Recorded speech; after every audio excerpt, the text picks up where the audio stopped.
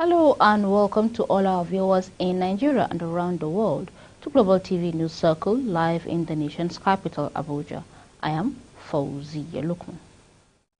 President Bola Tinubu on Sunday said his administration will continue to implement more palliative measures to ease the cascading hardship occasioned by the discontinuance of petroleum subsidy and the unification of the exchange rate, among other economic reforms. He also promised to place Nigeria on a path of irreversible progress shortly, quote and unquote. My administration will continue to implement palliative measures to ease the burden on the most vulnerable, address current hardship, and alleviate the suffering of all of our neighbors. Tinubu affirmed that in his maiden Christmas message to Nigeria as a president.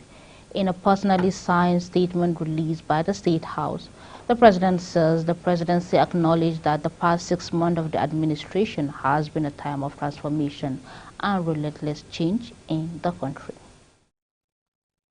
A 34-year-old Nigerian man has been apprehended following suspicions of drug possessions at his residence in Wisteria Street, Flora Park, Polokwane, Limpopo, South Africa. According to South Africa's platform Independent Online, Brigadier General Hulunali Mashaba, the provincial police spokesperson in Limpopo, reported that Provincial Organized Crime Unit received information about a Nigerian man involved in drug activities at his residence in Wisteria Street, Flora Park. Acting on the tip-off, the police went to the address and found the suspect packaging drugs, leading to the immediate arrest. During the operation, law enforcement seized a significant quantity of illicit substances. They confiscated 7 large plastic bags containing heroin, 18 sachets of crystal meth, and 15 tablets of Medrax, estimated to be a street value of around 75,000 rands. Vice President Kasim Shettima and the National Chairman of All Progressive Congress, Abdullahi Ganduje, have received chieftaincy title in Anambra State. The traditional titles were conferred on Shettima and Ganduje during the 32nd Ofada Festival of Uko Demokofia on Saturday. Photos of the ceremony were shared on the X page of the APC on Sunday. The photos were captioned, "The National Chairman, Dr. Abdullahi Umar Ganduje, and the Vice President Kasim Shettima have bagged chieftaincy titles in Anambra State."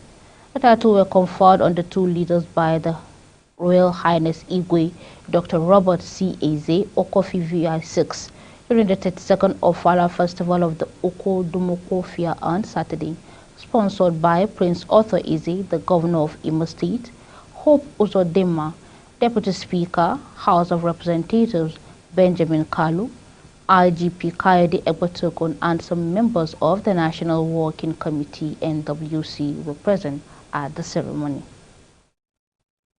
On a sad note, property including drugs, furniture, and assorted drinks estimated at about 23.8 million naira were destroyed in a fire incident which broke out on Saturday at the Alpha Yahaya area of Ilorin, the Kwara State capital. The fire affected 7 flats and 2 shops at number 5 Ado compound. It burned 3 of the 7 flats, while 2 shops were completely destroyed with items.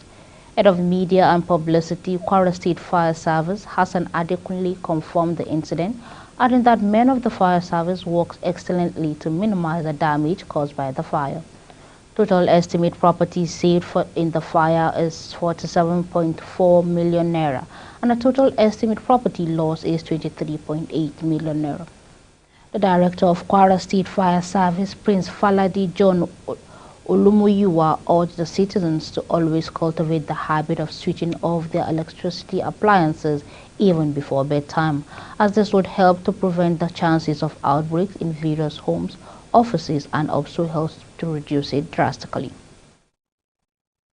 2 persons were confirmed dead, while 5 others sustained various degrees of injuries in an accident that occurred at the G4 area of the Shagamu-Benin Expressway on Saturday. The spokesperson of the Federal Road Safety Corps, FRSC, in Ogun State, Florence Okwe, confirmed the incident to journalists in Abeokuta. Okwe said the incident, which occurred at 3:35 p.m., involved a Chevrolet SUV. She said the 7 people were involved in the accident, comprising of 6 men and 1 woman. The FRSC spokesperson noted that the accident was caused by speeding and road obstruction, adding that the SUV rammed into the stationary truck due to speeding. The injured victims were rescued by a driver who was driving behind them, and the unnamed driver took the injured to the hospital for medical attention, while the corpses were being deposited at the State General Hospital morgue in Ijebu-Ode by the FRSC operators. Okpa said the FRSC sector command in the state, Anthony Oka, had always admonished motorists to apply caution while driving and maintaining the stipulated speed limit. The Secretary to the Government of the Federation, Senator George Akume, has warned against the use of office to issue fake appointments to members of the public. Akume gave the warning in a statement released on Sunday by the Head of Information Office of the SGF, Segun Ohomose, in Abuja. He said the warning was because of the purported fake appointment emanating from the SGF office by immoral people to swindle unsuspecting individuals. Akume debunked the information circulating on social media, emails, text messages, and other outlets, luring members of the public to submit their curriculum vitae at a fee to a non-existent desk in his office. Some travelers in the Federal Capital Territory, Abuja, have commended the federal government for granting the 50% discount on the fare ticket to various destinations within the country. They made the commendation in separate interviews on Sunday. Earlier, recalled that President Bola Tinubu approved the commencement of the 50% discount of ticket fare by road effective from December 24, 2023 to January 4, 2024. A lawyer, Dapo Eshen, who booked at the ABC Transport Office for a trip for the luxurious bus from Abuja to Lagos, commended the federal government for paying half of his bill. According to him, the message came shortly as if it would not happen, but it is real and commendable. The Economic Financial Crime Commission has arrested and convicted Italian Flores De Stefani for failing to obey a court order upon her conviction by Justice Mojisola Dada of the Special Forces Court sitting in Ikeja, Lagos State. The EFCC spokesperson Dele Oyewale said this in a statement in Abuja. Oyewale said the judge on October 7, 2022, found De Stefani guilty of using false documents and counterfeit sales to confer on herself ownership of a property. He said the property belonged to the company Waterside Properties Limited, an offense contrary to Section 366 of the Criminal Law of Lagos State. According to him, that while delivering judgment sentenced the convict to 3 years in prison and ordered release of the property on 14 AB Warri Road, Ikoyi, Lagos State to Waterside Properties Limited within 3 weeks. He said De Stefani was, however, arrested on December 19, 2023 for refusing to vacate the property order for release to the company by the court. Following her arrest on Tuesday, she was also issued a notice by the Commission to vacate the premises within 7 days or risk legal action. In a related development, the Economic and Financial Crime Commission has uncovered a total sum of 37,170,855,753 kobo allegedly laundered in the Ministry of Humanitarian Affairs and Poverty Alleviation, former Minister Sadia Omar Farouk. Details of the ongoing probe obtained reveal that the money was transferred from the federal government coffers and sent to the 38 different banks accounts domiciled in 5 legacy commercial banks belonging to or connected with the contractor, James Okwete. Following the receipt of funds, Okwete allegedly transferred 6,746,034,000 naira to Bureau de Change operators, withdrew 540 billion naira in cash, purchased luxury cars with 288,348,600 naira, and bought luxury houses in Abuja and Enugu State with 2,195,115 billion naira. 53 companies were allegedly traced to Okwete, who was also said to have used 47 of the companies to lift federal government contracts amounting to 27,423,000,000 824,339.86 kobo. He is also linked with 143 banks accounts in 12 commercial banks, in which 134 accounts are operate accounts linked to different companies. The Jigawa State Police Command says it has arrested 26 persons for allegedly phone snatching, theft, burglary, and drug abuse in the state. The police public relations officer of the command, DSP Lawal Shishu, said this in a statement on Sunday in Dutse.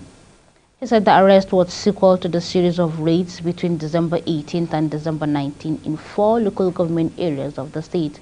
The spokesperson said operatives of the command arrested a teenager allegedly over a phone snatching and 10,000 naira theft at the Barbara local government area, while 2 other suspects were nabbed over the alleged theft of 6 laptop computers and a motorbike in Hadija.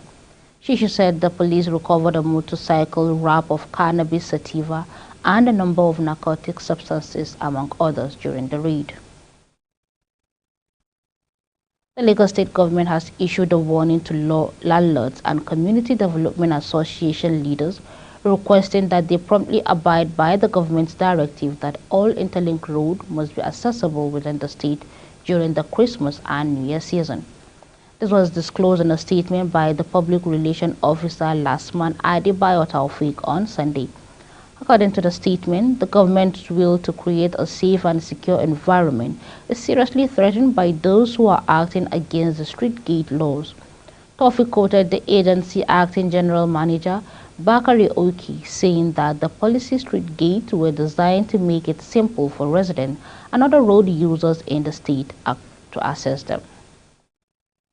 You're watching Global TV News Circle live from Nigeria's capital, Abuja. We are on StarTime channel 276. Kindly follow us across social media platforms using @GlobalTVNG and other handles now showing on your screen. When the News Circle return, SERAP sues NNPC over failure to account for Nigeria's oil revenue.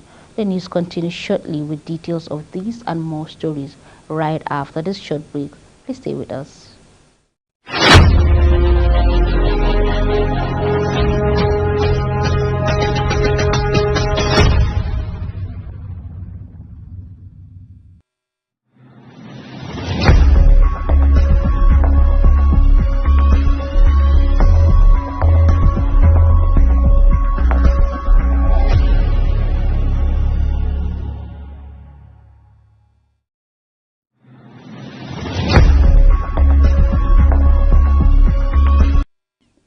This is Global Television, bringing you live broadcasts of the News Circle. Thank you for staying with us. The National Drug Law Enforcement Agency have thwarted attempts by the transactional drug theft to flood Nigerian communities with large quantities of assorted illicit drugs during the Yuletide season. The NDLEA operatives frustrated the attempt and intercepted millions of tramadol, 250 milligram pills, thousands of codeine syrup bottles, and a bag of cannabis loud in consignment arriving in the country ahead of the Christmas celebration. The Director Media and Advocacy in NDLEA, Femi Babafemi, disclosed this in a statement released in Abuja on Sunday. Babafemi said the NDLEA operatives intercepted no fewer than 750 million pills of tramadol, 225 milligrams at the Murtala Mohammed International Airport, Ikeja. Babafemi said the consignment, which was taken into custody on Friday, December 22nd, came on board a Turkish airline with no country of manufacture or origin. Apart from being the first time such shipment will be seized on the airline's flight, it is equally the first of such coming from the Hamburg of Germany. The Bauchi state government, led by Bala Mohammed, has distributed food items worth over 120 million naira to the Christian community across the state for this year's Christmas celebration. Food items distributed included 66 cows, 102 rams, 1,438 50 kilograms bag of rice, and 189 bottles of groundnut oil, among others. Aguada Lagin, chairman of the distribution committee, announced this development while speaking with journalists in Bauchi State. He mentioned that every year the governor provided such a gesture to assist the Christian faith in celebrating Christmas. Jean, the special advisor to the governor on civil service matters, stated that the committee allocated substantial portion of the food items to the Christian Association of Nigeria (CAN) in the state, which further distributed them to all 5 blocks across the state. Similarly, Ogun State Governor Ademola Adeleke has tasked Christians in the state to look beyond the celebration of Christmas but imbibe spiritual lessons to share love among the populace. The governor, in a statement issued by his spokesperson Olawale Rashid on Sunday, urged Christians to embrace the spirit of compassion and kindness that the season reflects, while stressing the need for residents in the state not to undermine the prospect of unity in driving the needed progress for the state. He noted the importance of using the season to renew bonds and spread love without boundaries. Moving on to the foreign scene, Israel military has vowed to continue its operation in Gaza, but admitted it is protracted and difficult. A spokesperson said the weekend it was expanding its ground operations in the southern and northern Gaza Strip. Meanwhile, the United States, Joe Biden, spoke to the Israeli Prime Minister and emphasized the critical need to protect civilians. In his response, Benjamin Netanyahu said the war would go on until Israeli goals were achieved. President Biden also told reporters that he had not asked Netanyahu for a ceasefire. Recall on Friday, the United Nations Security Council approved resolution demanding large-scale aid deliveries to Gaza, but stopped short of calling for a ceasefire between the two warring sides. Talks held in Egypt earlier this week designed to secure a fresh truce between Israel and Hamas have so far failed to deliver results. A Palestinian official familiar with the ceasefire negotiation said that Egyptians presented a new 3-stage plan that begins with a 2-week humanitarian truce, which could be extended, during which Hamas releases 40 hostages and Israel releases 120 Palestinian prisoners. Moving on to business, where the Central Bank of Nigeria (CBN) has lifted ban on transaction in cryptocurrencies, saying banks and other financial institutions can now provide services to cryptocurrency exchange, and dealers, also known as the virtual asset providers (VAPs). According to the CBN, financial institutions are now permitted to open accounts for VAPs, provided designated settlement accounts and settlement services act as channels for foreign exchange flows and trade and render any other activities that may be permitted by the CBN from time to time. The CBN, however, said that bank accounts open for the VAPs cannot be used for cash withdrawals or third-party checks.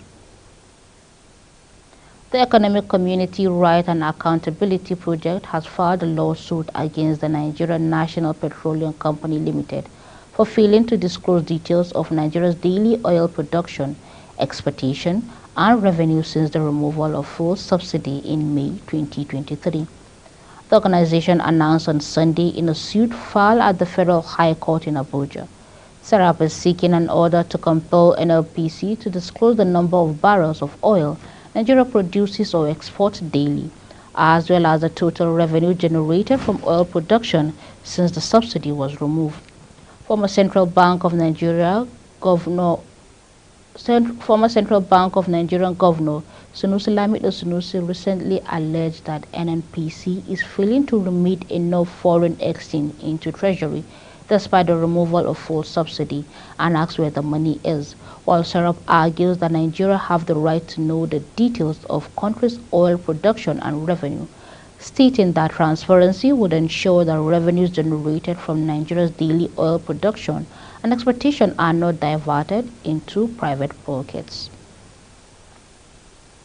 The Human Rights Writers Association of Nigeria expressed concern over what they perceive as a breach of legal protocols and insisted on Sabi's accountability for his role in the current currency redesign.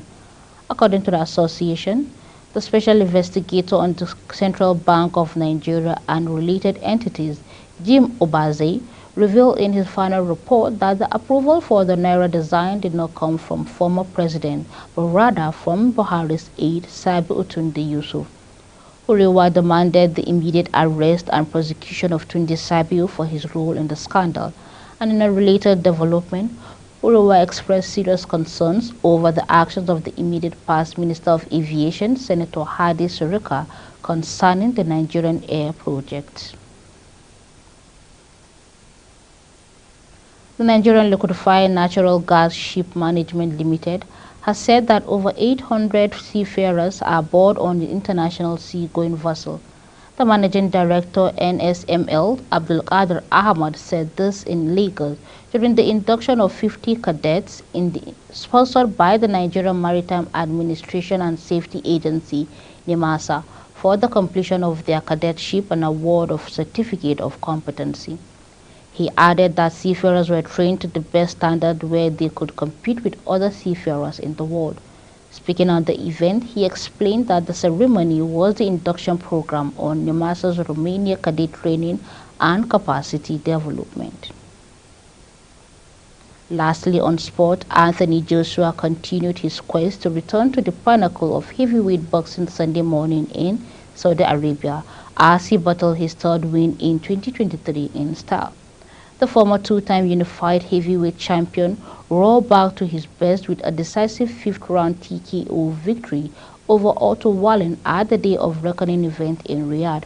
The 34-year-old unleashed a masterclass in boxing, employing a jab at right-hand combo that proved too much for his Swedish opponent to contain. Wallin eventually had to throw in the towel despite the dominant performance. Joshua refused to self-assess his performance, leaving his team. "It's another fight," he said, "another day at the office." He, however, acknowledged Wallin's tenacity and emphasized the importance of victory at all costs, comparing the sport to snakes and ladders in the game. Meanwhile, title holders Enyimba have been charged for breaching NPFL framework and rules after failing to provide adequate security during their match day 15 fixture against Rangers in Aba. Enyimba's failure to provide effective security led to unauthorized persons gaining access to the match officials' dressing room, which is a restricted area. The Aba Giants further breached the rule book after their fans and officials harassed the match officials in their dressing room, an act capable of bringing the game to dispute. Finidi George cited failure to ensure the proper conduct of their officials, leading to the harassment and intimidation of the referee after the match. An official of the club, Oke Mbeke, is suspended from all NPFL activities for the next 3 matches week for inciting and unsporting conduct. Enyimba faces the risk of heavy sanctions in the future if the club or any of their officials are involved in similar misconduct. On a happy note, in the spirit of the Yuletide season, Super Eagles captain Ahmad Musa has extended his humanitarian gesture to a journalist, gifting a 2-bedroom flat located in Lugbe, Abuja to a female sport reporter, Joan Nina Uwuchukwu. The beneficiary, an Abuja-based journalist who confirmed Musa's kind gesture on Sunday, said she is still in shock even as she prayed to God to bless the former Manchester City of England striker, more saying loyalty, peace. Uwuchukwu, a member of the Sport Writers Association of Nigeria SWAN, aside doing her job as a reporter, has been an ardent fan of Ahmed Musa right from his days as the Nigerian Premier League Football League (NPFL) side Kani Pillars FC in Kano, and has taken many insults in his defense on her pen. That's it on Global TV News Circle. We are on StarTime channel 276. Kindly follow us across social media platforms using @GlobalTVNG and other handles now showing on your screen. On behalf of the production team, I am Fauziya Lukman. Thank you so very much for watching.